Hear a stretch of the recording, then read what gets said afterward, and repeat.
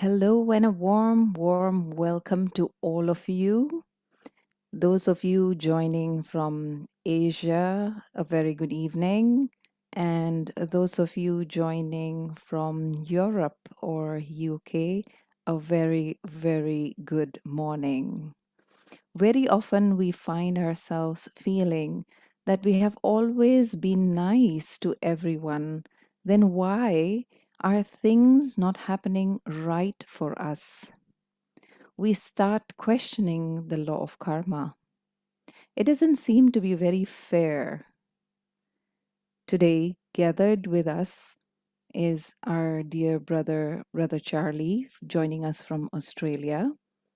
He is the National Coordinator of Brahma Kumaris Australia. In 1975, Brother Charlie learned meditation with the Brahma Kumaris in London. And having practiced meditation over the past 40 years, he is internationally a much sought after meditation teacher, speaker, and retreat leader. But apart from all the responsibilities that he has, he is very sweet and always smiling. So let us all give him a warm welcome today. Om Shanti. Thank you so much, Sister Jabeen, and it's really lovely to see you. Normally I see you in Jakarta, but I think you're in the UK at the moment. But the beauty of these sessions is that it doesn't really matter where we are, we can meet together. So thank you so much for your very loving and warm welcome. Yes, tonight I'd really love to explore this extraordinary law that really governs life for all of us. And that is the law of karma. And you know, I think most of us who watch these sessions are meditators. And I wonder if I was to ask you, how is your meditation going? Are you happy with it? Do you find it easy, or do you sometimes find it difficult? Do you find your meditation stable or sometimes fluctuating? Do you sometimes sit to meditate with such a pure intent, you know, that really, I just yearn to taste that deep, sweet feeling of silence, and yet the mind gets caught in such trivial thinking about the family, you know, things like what will be happening for lunch. And so tonight, in a way, we're going to explore why sometimes we have habitual negative thought patterns, sometimes about the self, sometimes about others, sometimes about situations. Why sometimes I want to go beyond, really go into peace, but I can't. It's like a gravity that keeps me stuck in the waste and negative thinking. Why sometimes habits are stronger than me. You know how sometimes you wake in the morning and you feel that today I'm going to be really sweet with everybody. And in 1 minute and 20 seconds, you're growling at somebody. Something has irritated you. Or even you wake up and everything in life is okay, but I feel flat. I feel empty. I feel nothing in a sense inside. Because I think on this spiritual journey, my experience is that there's a deep and profound relationship between thought and action. Have you ever tried to meditate when you're angry? Can you meditate? No, of course we can't. And my own experience is that we yearn to taste that beauty of inner peace. Is there anything more precious in this world? And so when we sit to meditate, we often wrestle with our mind. I think we all know what that's about. You know, we wrestle. And yet sometimes feel I just can't have the quality of thought I'd like. Because Sometimes it's my actions that are influencing my thinking. And I would say really that a serious meditator or a person seriously on a spiritual journey, really begins to understand deeply that my actions influence my thoughts and my thoughts influence my actions. And if I really want to upgrade the quality of my meditation experience, I have to look at the actions I'm performing. And this is why really on this beautiful journey to a deep meditation practice, I really need to learn, or look at my actions. And the law of karma is a law which governs the spiritual and the physical worlds, a fascinating law. And the law of karma is the law of action and reaction, doing and receiving, sowing and reaping. And in my experience, as I've moved around, there's so much misconception, I would say, about this law sometimes. Because my experience in the Western world, often karma, the word karma means something negative. John Lennon of the Beatles many years ago sang a song called Instant Karma. Some of you may remember. And it's almost like when your attitude's not so sweet, instantly something returns to you. But actually, karma can be such a positive thing. When I understand the power of an action is the intent behind it. And when the intent is pure, clean, and elevated, I can create an incredibly positive future for myself. In the East, I find that there's a feeling of fatalism about the law of karma. It's my destiny. There's nothing I can do. And I remember I have a friend who was in Sri Lanka, actually, and he's a professional actor. And he was telling me once he was employed in Sri Lanka to go to the villages, and he used to perform a little play, which really was telling the story that actually, you're not just when you're born into poverty or you're born into difficult circumstances, that doesn't mean that's your lot in life. You can change your lot in life really by the quality of the actions you perform. And so sometimes, people just think, oh, karma's all negative. Sometimes people feel it's my fate. This is my lot. I've just got to wear it. I've got to handle it. And even once I was in South Africa, and I met a woman who was attending the Brahma Kumari Center there, and she was a member of parliament in Nelson Mandela's government. And actually, I was talking to her about the law of karma. And as I began to speak, she said, I don't like the law of karma. And I said, oh, really? Why not? And she said, because the inference is that if you're born in a poorer country, you weren't such a good person.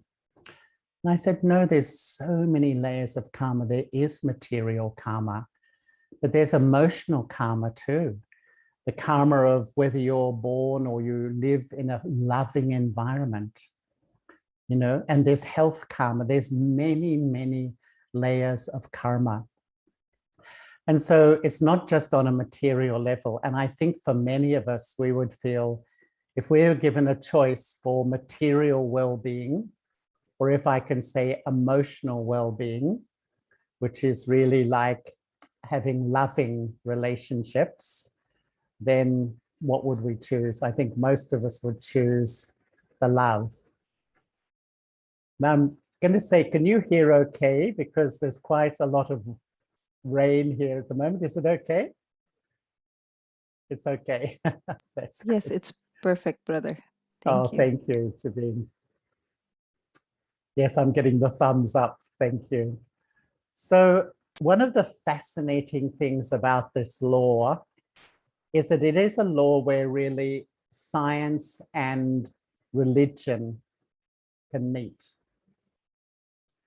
In the Bible, it says, as you sow, so you reap. And in a way, we could say, as we perform actions, we reap a quality in our life. In the Gita, the oldest scripture in the world, it says, you are a soul. You take on a body to act. I'm an eternal soul. I take on a human form to act. My actions create my destiny. So in a sense, it's really powerful that I am the creator of my own fortune in life, my own destiny in life, according really to the quality of actions I perform. But many of us also know Newton's third law of dynamics, which says for every action, there's an equal and opposite reaction. And one way I look at it sometimes is if you get a ball and you throw it against a wall, it'll come back with almost equal force. Just think that almost every day, I'm throwing my thoughts, my attitude, my words, my actions into life. And I reap the fruit of that. And really, the more we begin to go deep into life and the law of karma, it makes me very attentive to my motives and the sort of thoughts, words, and actions I'm performing in my life. These are not man-made laws. These are universal laws. And I know on all these sessions that Sister Jabina has been doing so beautifully for a few years, I'd say most weeks we discuss the self.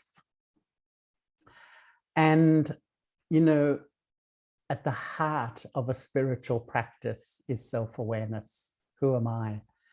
And we know I am a soul. The soul is just a point. It exists, but it has no size. It's a wonder. And I, the micro point of life energy, sit in the front of the brain around the pituitary gland. But in fact, the soul is an overname for three aspects of consciousness. So when we start to delve into who am I, the soul is really the overname for, firstly, the mind, thinking and feeling. Secondly, the intellect, that part of me that's always judging and assessing at every millisecond. Even as I'm speaking now, a part of you is assessing everything I say. I agree with that. I'm not so sure about that. I disagree. You're constantly, the intellect is constantly assessing information. And thirdly is like a huge database of my experiences. And so what is really happening in our consciousness is that I often see the mind like a screen. Just imagine your mind is like a screen. You're all sitting in front of a screen now. And the information from your sense organs, what you see, what you hear, what you speak, is thrown up on the screen of your mind. And you're like sitting, the intellect is like sitting in the audience, assessing the information. You see all the data and you make a decision. You act or you speak. You do something. Every single action is recorded in your subconscious. So as you and I are sitting here now, wherever we sit in the world, we are carrying a perfect record of my past. If we can say in another way, my karmic story. There was a French philosopher called Rousseau, and he once said that everywhere man is born free, but everywhere he's found in chains. Ostensibly, we're free. I can decide, yes, I'll go here, yes, I'll go there, I'll do this, I'll do that. But actually, we have the chains of fear, the chains of worry, the chains of anxiety. And these chains are really based on the experiences of my past actions. And this is when we go deep into the self. One, I know I'm a soul. But secondly, I'm carrying the whole record of my past. And the past is like a shadow over me in the present. And so all the past habits, and when you do an action 20 times, they say it becomes a habit. So when someone behaves in a certain way and I get irritated, it becomes my habitual pattern to become irritated at them. And so let's say as a child, a dog bites me, then it's recorded in my subconscious. Each time I see a dog, fear can emerge in my mind. And fear is one of the main criteria to understand my past and my karmic story. And so not only just of my childhood, even my past lives. And I remember once a woman came to one of our centers here in Australia, and she was telling me she has 4 children. And because Australia, all the cities are near the water, when the children are very small, they take them to learn to swim as a safety precaution. And she was just saying to me that 3 of her 4 children just took to water like a duck. You know how children usually just love swimming. But one of them, a little girl, whenever she got in, she started to cry. And if they suggested she puts her head under the water, she had a panic attack. And so that, she was saying they're the same parents, they eat the same food, everything's the same in life. But there's some recording from the past in that little girl, some negative experience about water. She didn't consciously understand it, but it was creating a sense of discomfort. And all of us know sometimes in life we come into situations where we feel incredibly uncomfortable because it's touching on some stories aligned with my past. And sometimes I think, when we start to go into the soul, I am an eternal soul. I'm not a temporary body with all my temporary labels. I'm really not a male. I'm not Australian. I'm not all that. That's my temporary identity. My permanent identity is the soul. I carry the story of my past and I don't die. When I leave my body, mostly I will go almost instantly into a womb. And in the womb, the soul will remember its past life. It will go through feelings of its past life. And then I'm born and I say, this is my mum, this is my dad. These are my brothers, these are my sisters. And then, this is my city, this is my country. And then as I grow up, this is my career, this is my job, this is my wealth. And then, this is my partner, these are my children, these are my grandchildren. You just think, we build up this incredible identity around this particular body. In a second, the soul flies from the body. We call it death. And the soul goes back into the womb once again. And then it's reborn and it says, this is my mum, this is my dad, these are my sisters, these are my brothers, this is my city, we go through the whole process. And what is happening? I'm actually carrying the story from the past each time and it's traveling with me. And this is really what we call my karmic story. And this is why really on a spiritual journey, I think we become aware of who I am. How sweet is that? When I know and experience who I am as a soul and I start to taste a true peace, I become aware of my beloved, the Supreme Soul. And I learn how to link my mind with a source that's eternally pure and loving. And I feel so sweet. It's like I've come back. I found my place. And yet sometimes old feelings come back, old worries, old fears, old anxieties, because I still have my outstanding karmic story. Why do I meditate? Why do I meditate? Firstly, it calms me down in the present. What an incredible art in life to sit and use my own thoughts to cool my mind and my feelings and my heart down. Secondly, I start to clear this karmic story of the past because this is like the shadow. And in a way, When my karmic story, I don't have any power over it. It's like I'm a puppet dancing to the tune. In other words, in my intellect, I say, I don't want to get angry. I don't want to get angry and yell at the people I love. And 1 minute later, what am I doing? I'm getting angry and yelling and screaming at the people I love. And then how do you feel inside? And so, this is my past. And meditation, the whole aim, the more I become soul conscious, I start to clear the effect of that on my present. And thirdly, when I meditate, I get the power to do the positive actions in the future.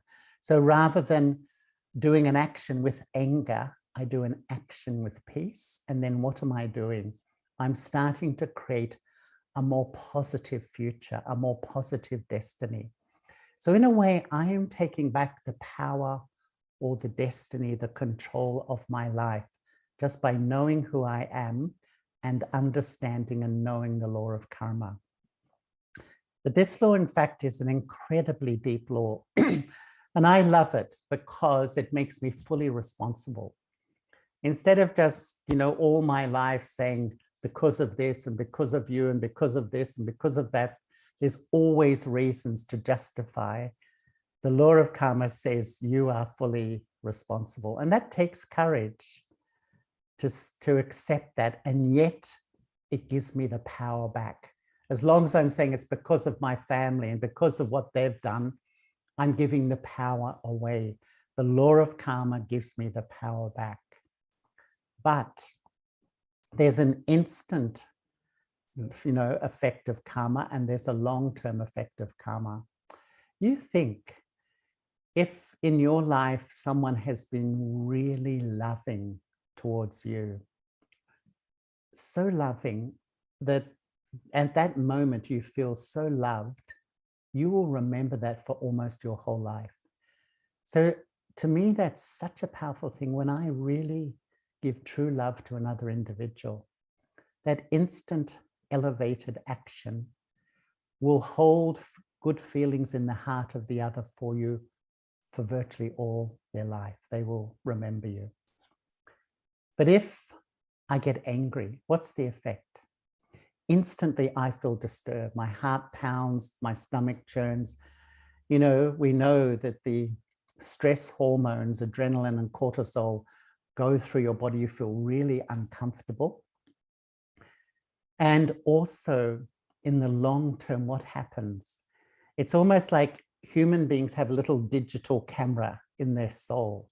And if someone gets angry, they're really wildly angry, go click, click, click, click, and you record.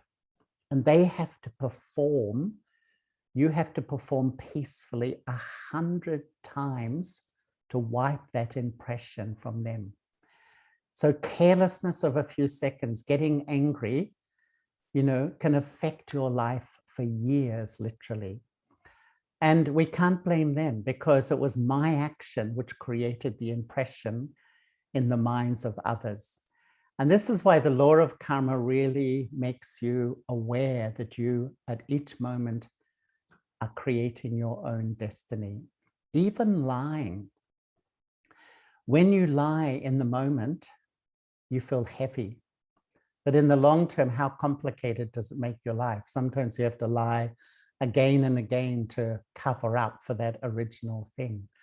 And the law of karma is a very, very deep law that says that if you do a wrong action many times, you lose the awareness it's a wrong action.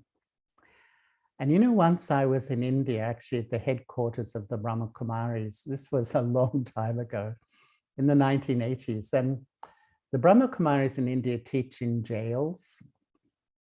And they were teaching in a jail, and they taught meditation to a famous dacoit who, in India, that's a name for someone who's like a highway robber.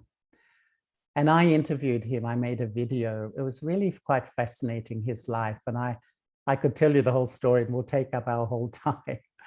But he, in essence, had a conflict, his village with another village. The villagers came over to his village and they ransacked some of the buildings.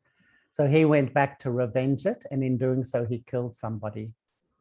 He went into the hills, and for 20 years, he lived in the hills with a group of men.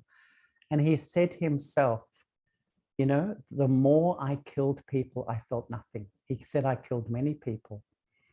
And it's almost like the more you do a wrong action, the karmic account is that you even don't realize you're doing it. And that's why sometimes if people aren't telling the truth and you say, but that's not true, and they feel really offended because so much sometimes not telling the truth, telling lies has blunted my awareness. My conscience is killed. I suppress my conscience. I'm not even aware that I'm doing an action against my truth. And so there's an instant feeling of karma. Usually, you know, if it's love, you feel uplifted. If it's anger or whatever, you feel the other way.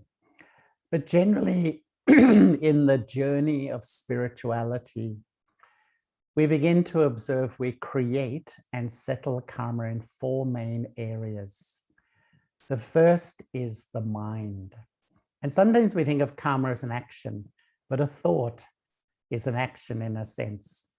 If you create a negative thought, what's the instant response you feel? You feel peaceless. It's that simple. And so if I'm using my mind to criticize people constantly and see their defects, the karmic effect of that is I feel unhappy. I feel bad inside. It's that simple, really. We all know it. If you use your thoughts to be loving, to be kind, to have goodwill, you will feel quite peaceful and extremely happy.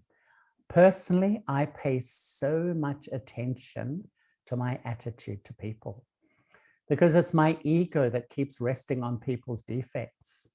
I feel that's, if you want to know how much ego you have, some people feel, oh, I'm very quiet. I'm like a church mouse. I don't say much. I don't have much ego. It's nothing to do with whether you're loud or soft or quiet. It's your mind.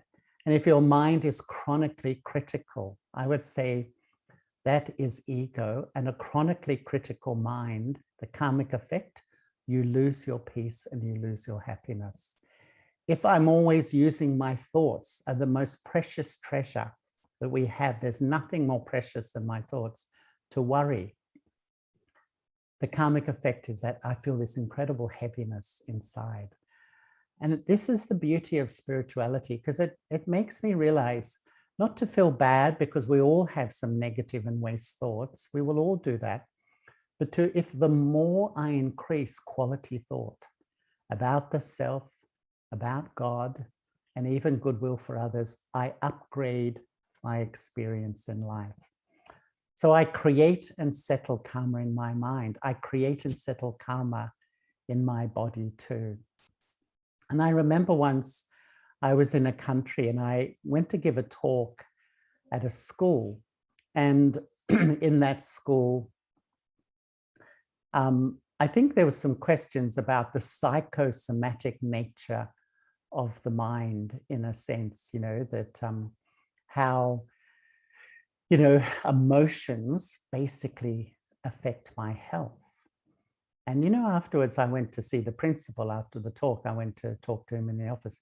He said, I really believe that. He said, every time I've noticed in my school, when a teacher's having a hard time with students, or often the next day they're away with a cold or the flu. It's absolutely common knowledge that when I feel unhappy, I feel miserable, my immune system goes down, I am more vulnerable to illness. So when you do good actions, you're happy and you have a strong immune system. When you do not so good actions and you're not happy, your immune system becomes more vulnerable to illness. But probably the main area that we are interested in this whole story of understanding really how to live in this world and keep peaceful and happy, it's such a wisdom.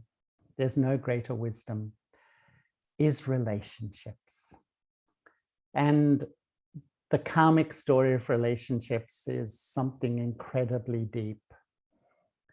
And firstly, where I'm born, my family, is my family a loving family? Or it may be a materially wealthy family. It may be a family where I have a very good education. I get many opportunities. Oh, I may have all of them. So where I'm born is definitely a part of my past karmic story. And then really, I would say the quality of my relationships in life. Once I remember meeting a mother who told me she had 4 children. And she said, we were talking about these things. She said, of my 4 children, there was one, almost from the moment that child was born, it was harder than the other 3. It was much harder for me to maintain a good relationship. That child's my child. I love the child because I'm the mother, but it's been much harder than the other 3. And have you all noticed that you sort of have a unique karmic thing with almost every individual in your family or those people that you spend a lot of time with? Some, it's almost always easy. Some, it seems almost always a bit difficult. And some, have you noticed that you sometimes take the lead role? You're the sort of more dominating personality in the relationship. And in other relationships, you become subservient. And it's got nothing to do with male or female or even parent and child.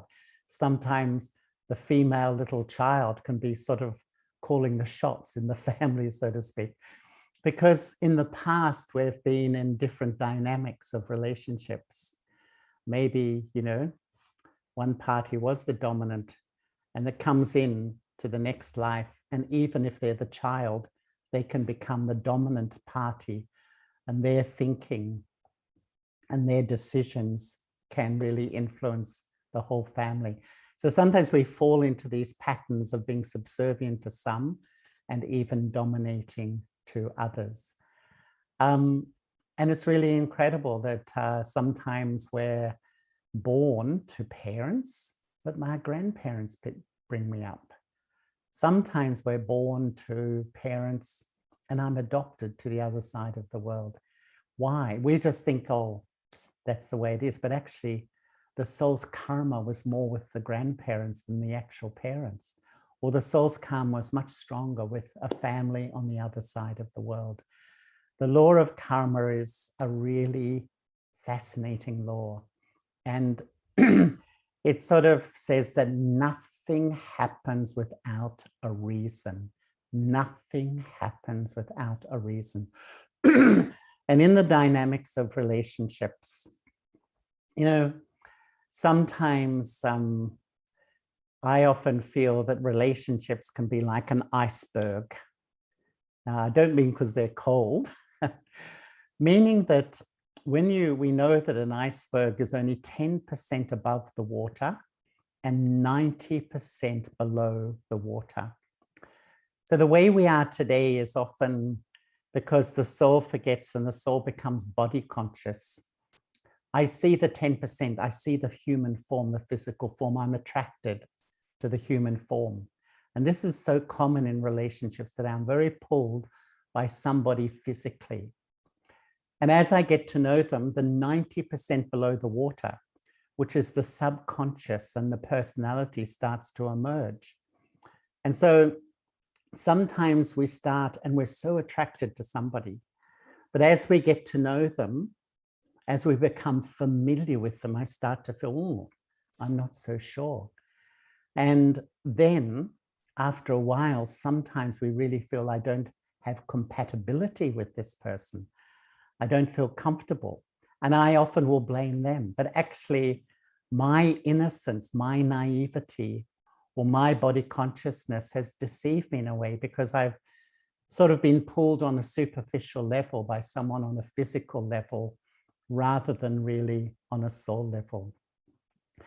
And, these days, I often feel that if I feel really pulled to somebody, I would be very, very careful because sometimes that initial attraction becomes familiarity, and it can become even like a dislike or repulsion.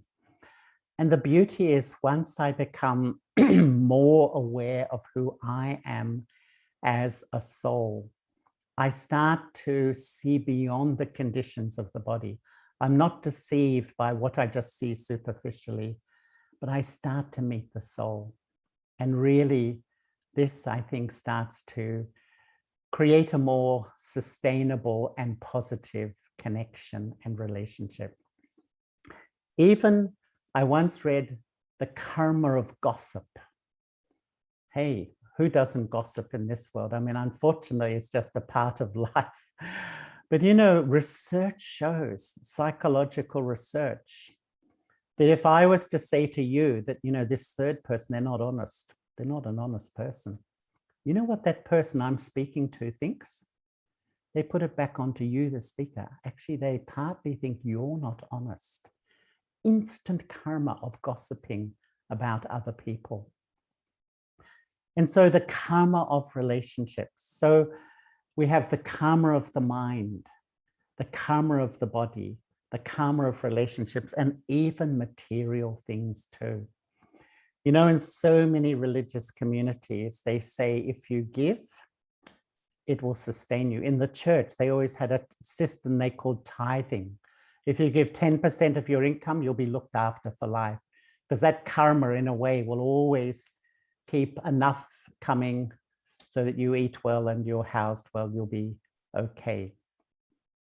And, you know, even sometimes if we look at the world today, the so-called first world, you know, the developed world, what is it doing? It's giving billions and sometimes trillions of dollars of aid to the so-called third world. And so they're very proud that we're helping the countries that are not so poor, but actually it's a karmic thing. You know, a lot of the wealth that financed, you know, a lot of Europe, etc., came from places like India and Africa and so on. So the wealth was taken and now it's being paid back in like the form of aid. The law of karma never lies, in a sense. And that's where it really begins to teach me that to take full responsibility. And there's some touchstones from the law of karma which will really help me understand how to manage life. And the first one, which I really love, is you are your own best friend or your own worst enemy. Because if I do actions according to my truth, I'll become my best friend. But if I know what action I want to perform and I keep doing the opposite, I become my own worst enemy. And, you know, often we point the finger of blame, you know, you did this, you did that. And when we do that, there's three fingers pointing back to myself. You know, the one with deep understanding of the law of karma will find everyone to be blameless, will not blame anybody, because I know that I am fully responsible. Now, there's no doubt people do wrong things, people do bad things, but actually I empower myself when I take responsibility for myself. The second, you know, law says, you know, for every effect, there's an original cause. So sometimes if I lose money, sometimes if there's a conflict, sometimes if something doesn't go wrong, you know, often if I'm a bit superficial, I don't have deep truth, I get very emotional, very disturbed, I talk to people. But if I'm a deep soul and I go into the depth, I know there's something from my past. It's not that we're bad people. It's just that when the soul loses the awareness of the self, and I come under and I start to do actions thinking I'm a temporary body, that action is colored by ego and anger and a lot of negativity. And therefore, the quality of my actions bring a low quality of response in my life.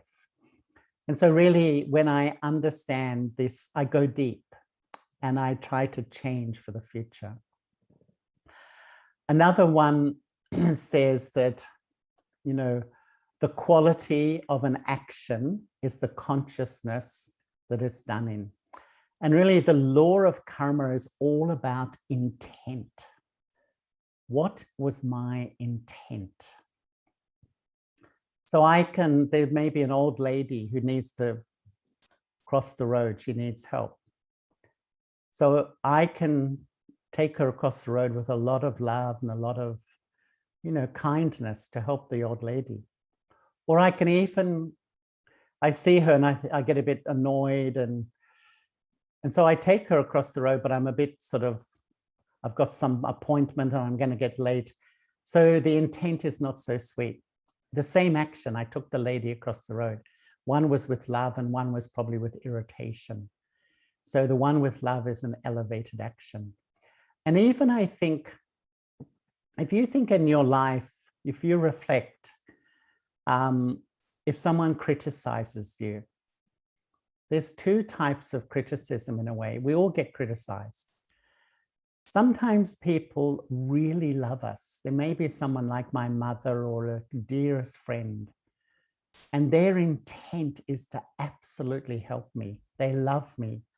And to help me, they say, I would change this, I would do this. Another person doesn't love me, is quite annoyed with me or frustrated. They speak of the same criticism. One uplifts me and inspires me to change. The other makes me feel hurt. It's the same criticism. The words are the same, but the intent behind the words are different. Even this is recognized in the courts of the world. If someone kills somebody and has a motive to kill, that's murder. But if someone kills somebody unintentionally, that's manslaughter. And so even the laws of the land recognize the difference between intent and other ways. And that's why do I meditate?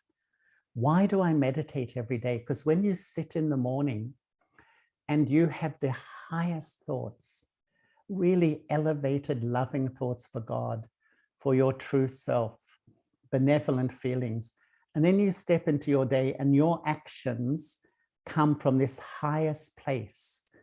All your actions are coming from a place of peace and a place of love. You will create a beautiful life, a really beautiful life. And that's why we wake in the morning and we spend that time with God. And when I do that, and my actions come out of that place of love and closeness to God, my actions can be really elevated. The final touchstone. The first touchstone, you are your own best friend or own worst enemy. The second, for every effect, there's original cause. The third really is, the power of an action is the consciousness or motive it's done in.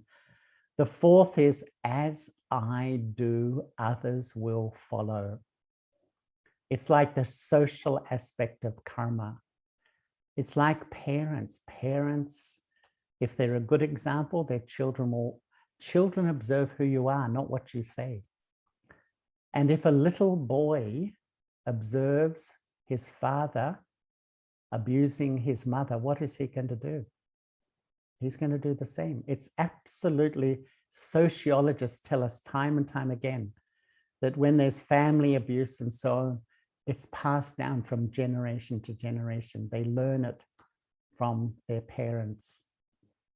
And this is why really I think that this law is such a deep thing. And when I sort of absorb its depth, the essence of it is, don't give sorrow and don't take sorrow.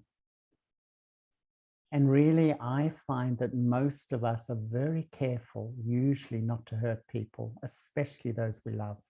We go out of our way. We take responsibility not to hurt people, but we don't take responsibility not to be hurt by others. So sometimes we really are careful not to hurt, give sorrow, but we're we're so addicted to taking hurt and taking sorrow from others. And then in this cycle of blame, I feel hurt by you and I keep blaming you. This is when the soul is really in a karmic cycle of, taking sorrow, giving sorrow, taking sorrow, giving sorrow. And unfortunately, so many relationships are like that today.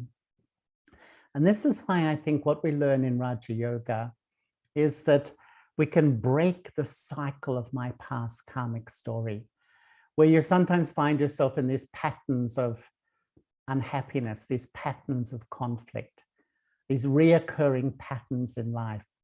The more I really know who I am, and the more I really remember the soul who's beyond karma.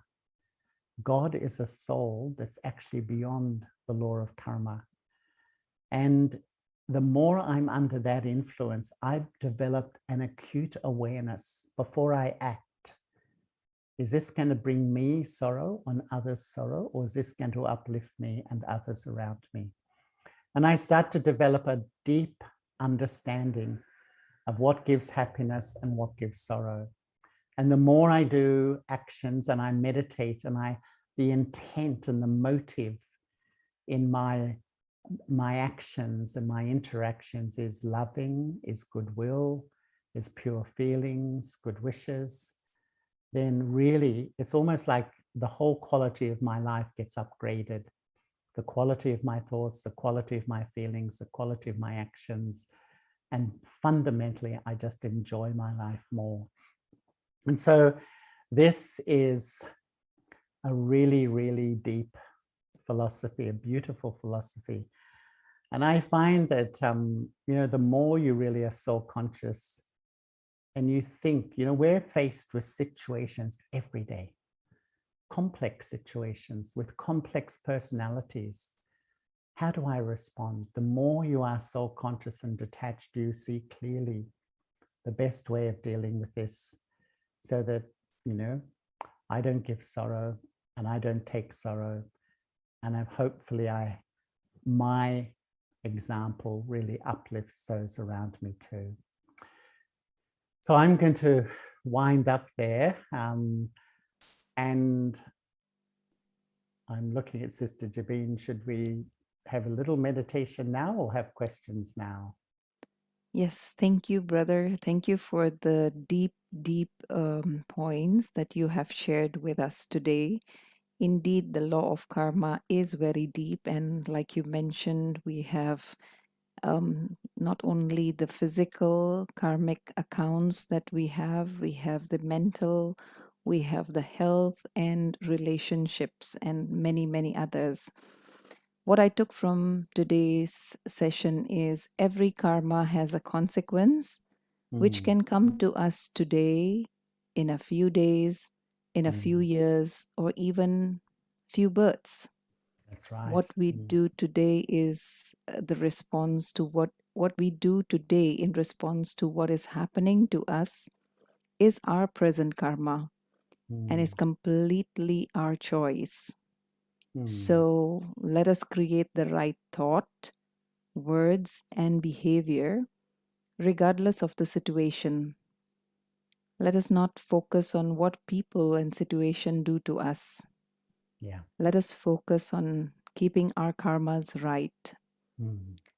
So maybe with that, you can guide us to a meditation for a few minutes before we start with the question and answers.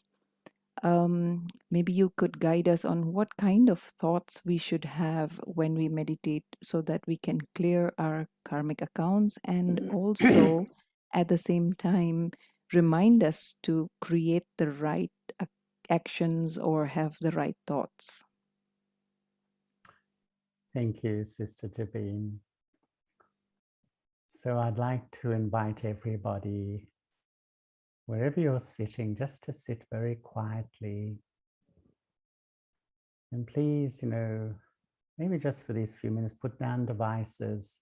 Don't be distracted by things around you. And just visualize yourself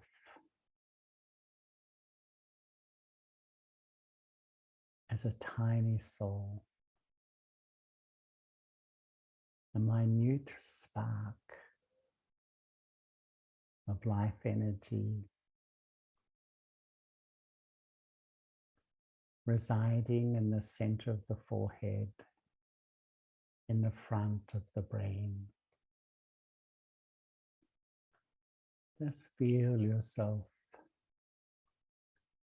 just letting go the image of your body. That's the temporary self.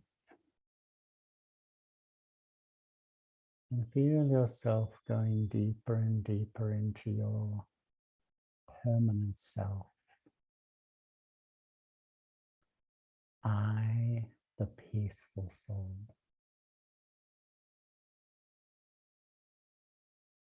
Feel yourself becoming lighter and lighter. And in this state of soul consciousness, look through the eye of your mind and visualize the eternal form of God, a radiant jewel of light, an unlimited ocean of love.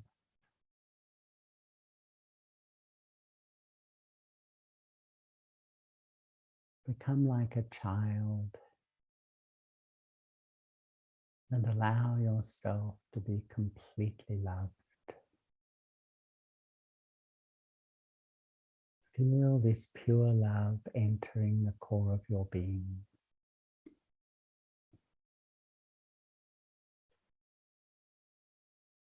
And feel it healing you, soothing you. The more I feel this pure love, I become so still, so silent inside.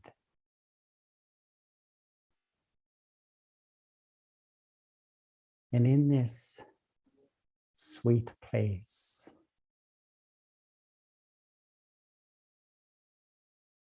I look at my life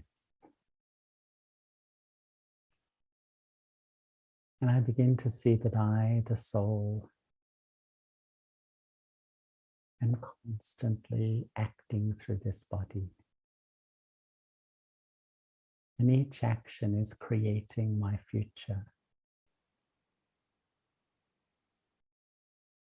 I am the architect of my own destiny. The reason I connect with God is the more elevated my mind becomes. It's the seed of an elevated action.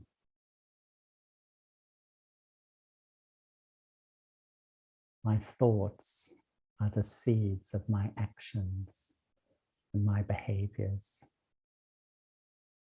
And that's creating my destiny.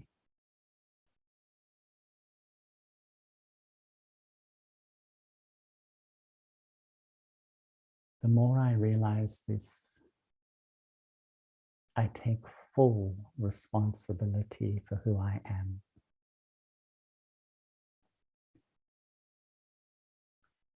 That when I have love for God, I have love for myself as a soul, and I extend love and compassion to all, even those who may not agree with me, or those who don't cooperate with me.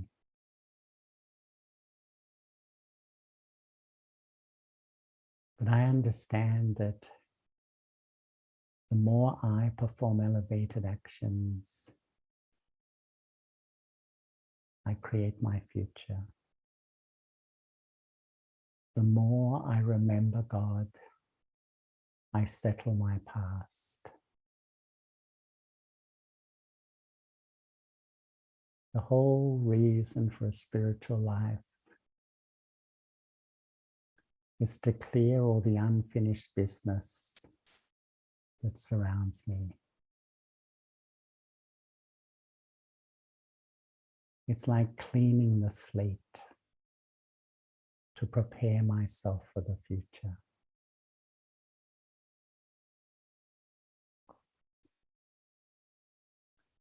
If each morning when I wake,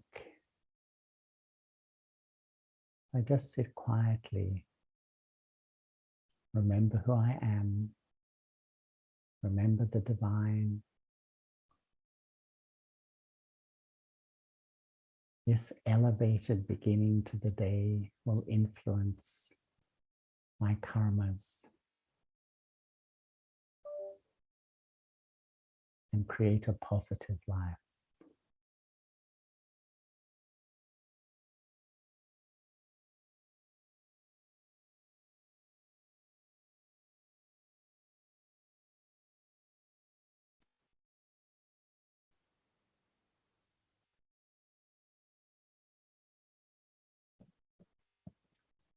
Om Shanti. Thank you. Thank you once again, brother. I think I really liked the line that you said, I start with a new clean slate. Isn't that beautiful? So we have some questions here. The first question is all karma only remove my meditation, or has some of my karma been paid off by the pain and challenges of the past? Absolutely, because each time we suffer, in a way, we're settling karma. But we're in this vicious cycle where I do actions, I suffer for my actions. I've done an action yesterday and I'm suffering today.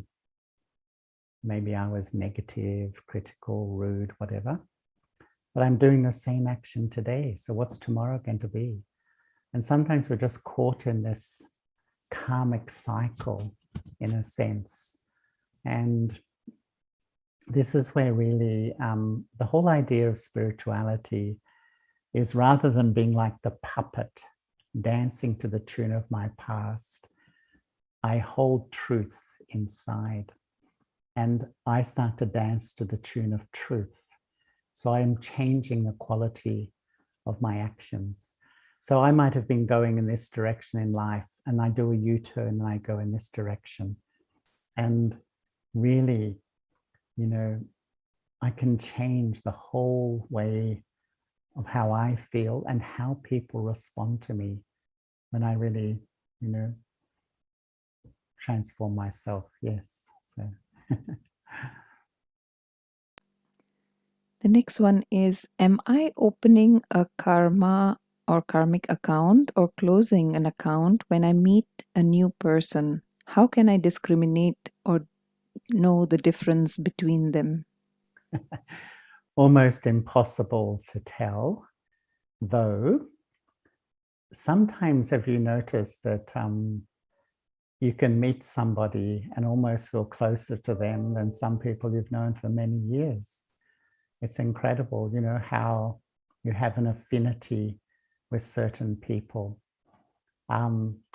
So it's almost impossible to tell whether I'm, opening or closing an account, so to speak. But I would remain really soul-conscious, because when you're soul-conscious, you're close, you're loving, you're respectful, you're connected, you're working together. But it's a karmic-free zone. You're not creating a karma with another soul. And even if they may criticize you or do something, I can choose not to respond, not to react to it. Or if I respond, I don't do the same quality of karma, criticize them back. I choose to be loving and kind. And if you pick a fight with somebody or an argument and they don't respond, what do? You sort of give up because they're not responding. And in a sense, you're settling a karmic account. Sometimes I've seen two people can have a difference, a conflict. One of them is deeply disturbed and the other one's not disturbed much at all by it. And so it's more the karma of the person that's deeply disturbed than the one who's not so disturbed. Now, that one may be ignorant of their behavior. That's true. But, you know, really what is happening in the world at the moment is we are so addicted to being hurt by people. We increase our karmic story. And I have a little saying for myself. Am I increasing my account? Am I sustaining my account, or am I settling my account?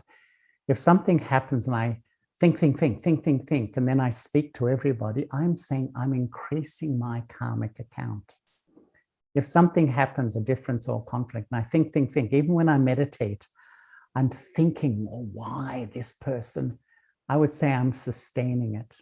But if something happens and I look through the filter of truth, that yes, this is due to something in the past, I'm also responsible for this problem. It's not just all the other person. And I take responsibility, I learn from it, and I put a full stop and I move on. The only thing is we've become weak. And when we become weak, we can't stop the mind feeling hurt because we are addicted. My ego is addicted to being hurt at the moment. Now, I know it's easy to say, but really I've seen so many people who, when they really get a strong link with God, a genuinely powerful relationship, I can turn this whole game around, the game of taking sorrow from people. I just decide I'm not going to do it anymore. For me, I really made that decision years ago. I'm just not going to play that game. Someone may want to, you know, give me sorrow, but I can choose not to take it if I don't want to take it. Thank you, brother. There has been a question about the recording of this session. Yes, this recording will be available on YouTube. However, before we end the session, I'll be dropping my number on the chat box. You can make a note and I can forward you the recording. The next question is, Charlie Bai, you mentioned that when a soul leaves a body, he enters another body and remembers his past lives. Does this include remembering his past life relations, like spouse whom he had a strong bond and attachment with? Or does he just remember the incidents of his previous or past life? I'd say both, but mainly the relationships. And, you know, they sometimes say that, you know, when little children, when before they can even speak, you know how sometimes they seem to vague out them, they just sit there daydreaming. You know what they sometimes say, that their family of their past life is remembering them. It's like pulling their mind. You know what I say to people when a family member dies? Our behavior these days is to, you know, feel sad, sorrowful. You know, that's the way our world is at the moment. But I often say that if you really love them, your thoughts are reaching them at this moment, even if they're in the womb of another body, because they're a soul. What would they want to get from you? They want love. Have good wishes, have love, not sadness, I'm missing you. Because really that's how you support someone when they take rebirth. And the soul does reflect on its life in the womb, its past life. And actually, sometimes they say that the soul promises, God, I want to do it better next time. But when we take rebirth, once again, the habits of my past life, whether it's anger or ego or whatever it may be, they kick in. And that's why really the spiritual path is to remove the rubbish that I've collected so that the quality of my actions, when I do an action in body consciousness, it will be influenced by anger, ego, greed, lust, and attachment.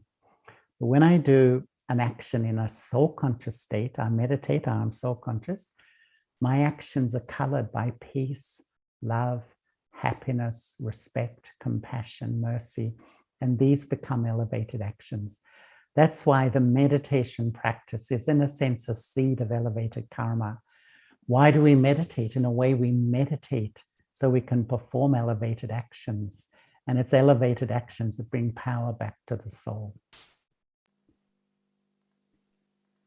Thank you, brother. once again for joining us. And thank you, everyone who have joined us live today. To get the future sessions update, I have dropped my number in the chat box. Feel free to drop me a message so I can keep you updated. Until then, stay safe, stay blessed, have a nice weekend, and yes, let's keep practicing creating good karma, which starts with having the right thoughts. Thank you once again, Brother Charlie. Thank you, Sister Jabeen. Lovely to be with you. Thank you, everybody. It's been really lovely to be with you. Yes, and a very good evening to you. Thank you. Thanks, everyone. Om Bye. Shanti. Om Shanti.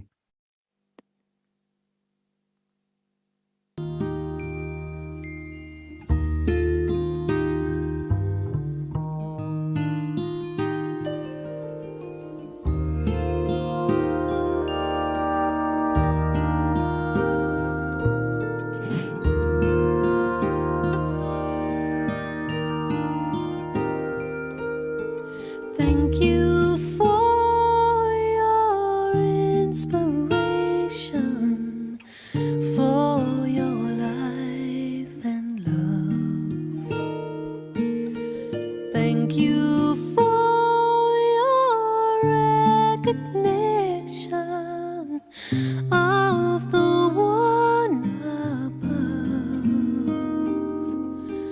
Thank you for your sweet compassion, for your life of truth. Thank you for walking on this earth. Thank you for being you.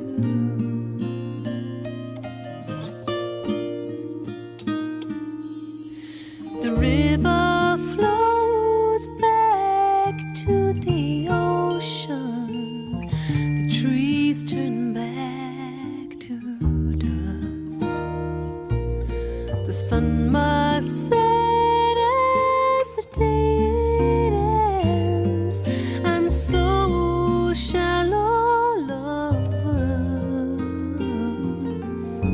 The gift of silence is returned to each one soul by soul.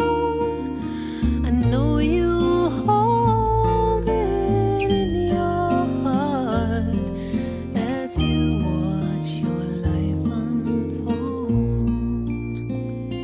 So go to the sea, flow to the ocean, fly like a bird to his arms.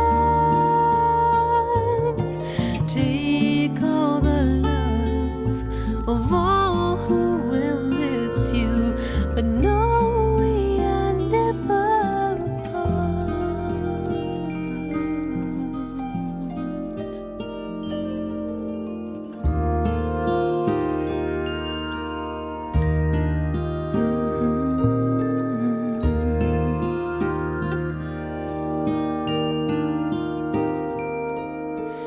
Thank you for your inspiration, for your life and love. Thank you